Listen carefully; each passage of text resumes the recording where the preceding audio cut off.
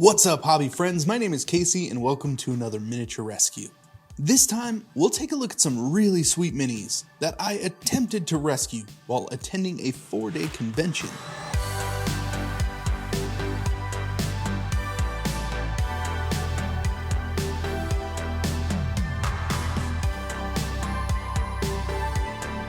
This year at Adepticon 2023, I promised myself I wouldn't go home empty-handed. Last year was my first Adepticon, and while I had a ton of fun and made some great memories, I didn't buy any minis to rescue for the channel, or even for personal painting or anything. Something that I ultimately regretted, seeing as there is an entire storefront dedicated to reselling painted models.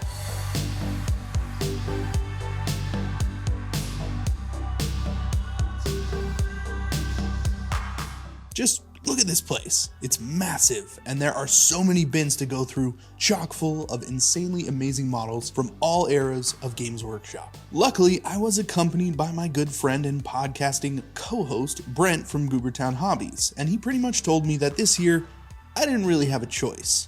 And you know what? He was right.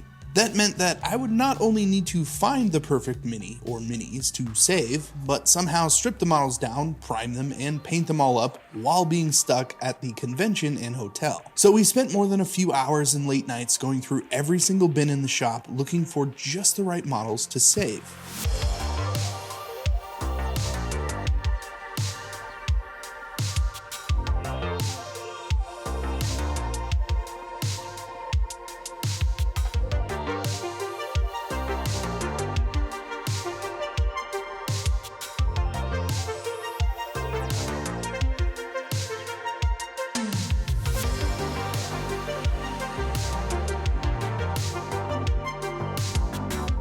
And then I saw it, all alone on a shelf, set apart from the rest of the pack, an Orc Stompa. And she was a beauty. I couldn't help but hold her up and stare at the majesty. But in the end, it was just not the right model for this endeavor. As much as I wanted to buy this model, it was just too good for me to save.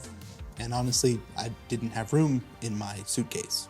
So the search continued. Perhaps a vampire? A dwarf? Maybe even one of those old mid-90s dark Eldar witches? So many options to choose from, but I wanted to do something that felt special. Pouring through box after box, I ended up with a variety of minis that are probably some of the greatest models ever produced for Warhammer. For my personal collection, not that I'll be saving it at the convention, I ended up with a nice squad of Orc boys. And not just any old Orc boys, but the nice older all-metal minis that just ooze that personality. You just can't get these anymore, and I am beyond excited to do something with these in time. So subscribe if you haven't. I also ended up picking up a super sweet Orc Big Mech with shock attack gun. Ridiculously good minis overall, but the cream of the crop, and the minis we will be saving in this video, are somehow even better than these. These are goblins from the very old Warhammer Fantasy Goblin War Chariot. Some of the greatest minis ever produced by Games Workshop. You just don't see models like this anymore, and as much as I like the newer goblins, there's just been something missing from them since the switch to plastic. I mean, I know what it is. Just look at those teeth.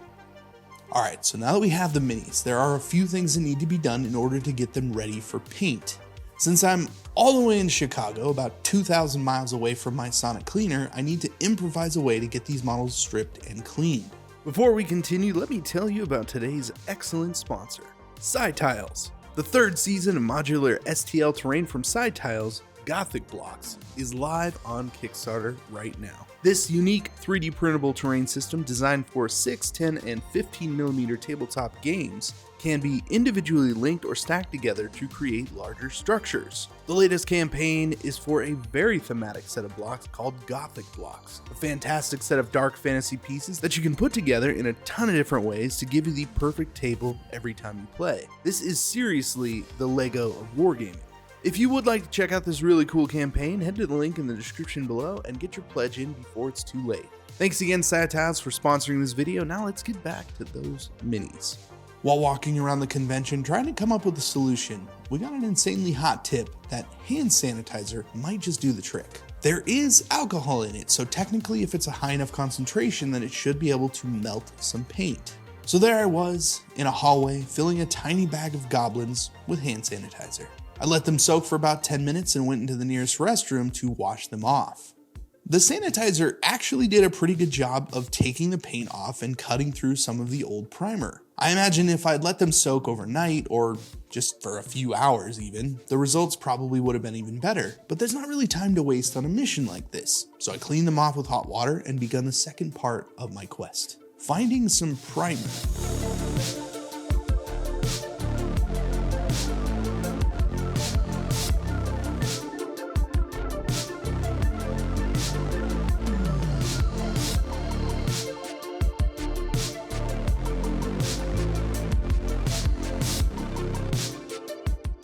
As luck would have it, right when we went out on the search for primer, we happened to run into Fiverr from Sugar Candy Miniatures, who happened to bring along a friend all the way from Ireland who had a brand new, unopened bottle of white primer hidden away in his back pocket. This was the perfect chance meeting. With the minis clean but still somewhat covered in black primer, I could use the white over the top as an easy zenithal highlight. So we went outside in the frigid Chicago air and primed a couple of goblins. The paint went down nice and smooth, and we brought them back inside to warm up and dry off.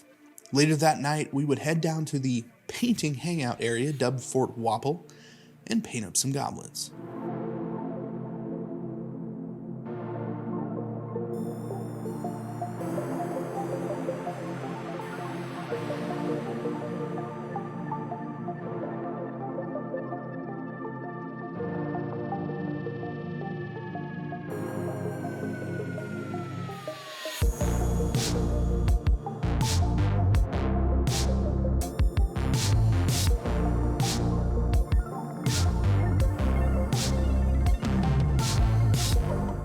One of the coolest things about going to a tabletop gaming convention, or I suppose any type of convention dedicated to a specific niche, is that everyone that attends shares similar interests. But within those interests, there is an absolute ton of variety. Some people come to play games, paint minis, buy minis, compete in mini painting competitions, buy minis again, sell minis. So there's a lot of different aspects to the same hobby in the same place at the same time. What brought me to the convention might not be the same thing for everyone else, even though we both like the hobby. While sitting and painting, I ended up talking to loads of people about painting, conventions, gaming, and honestly just life. It was a really fun experience to just sit back and talk for a while in what is an otherwise pretty chaotic environment. I've come to realize that in the last few months that conventions like this are so important to the hobby, and it still amazes me how tiny metal and plastic soldiers can bring so many people together, and that even at large events like this, there are a ton of people who just come to sit and paint for the entire event.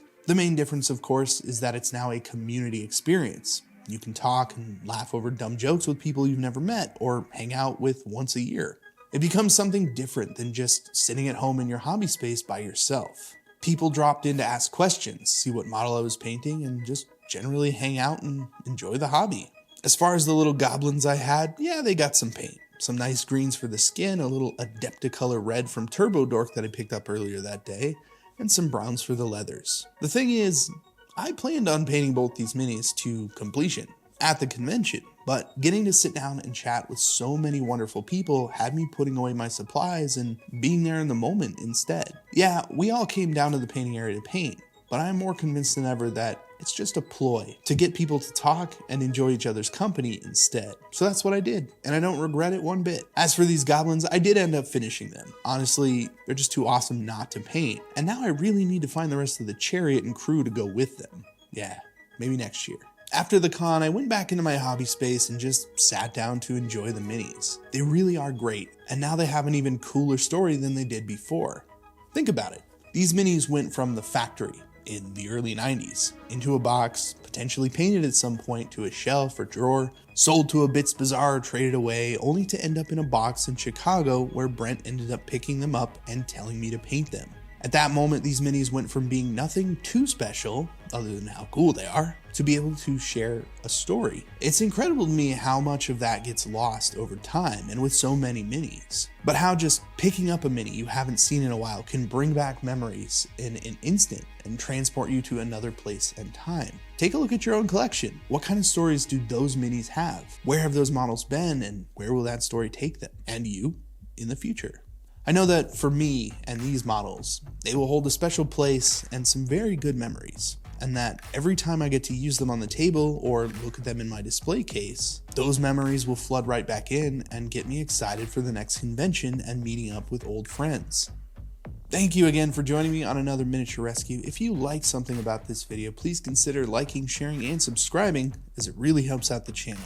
Once again, I'm Casey, and I will see you in the next video. And of course, here are the finished Goblin Chariot Riders. Thanks again.